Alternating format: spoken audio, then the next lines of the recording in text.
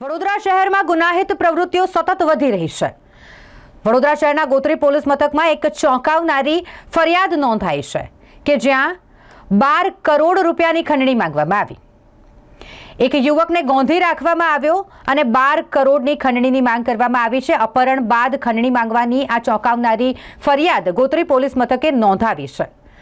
ફરિયાદી પાસે 12 કરોડ રૂપિયા માંગવામાં આવ્યા હતા। એક મહિલા સહિત 3 ઇસમોએ આ ઘટનાને અંજામ આપ્યો છે। ફરિયાદીના પુત્રને ચપ્પુ બતાવી અને ઘરમાં ગોંધી રાખવામાં આવ્યો અને 12 કરોડ રૂપિયાની ફરિયાદી પાસેથી ખંડણી માંગવામાં આવી અને ફરિયાદીએ પોતાના પુત્રને 1.5 કરોડ રૂપિયા આપીને છોડાવ્યો। આ કેસ જ્યારે ગોત્રી પોલીસ મથકે પહોંચ્યો, ગોત્રી પોલીસ દ્વારા તાત્કાલિક ધોરણે કાર્યવાહી કરવામાં આવી।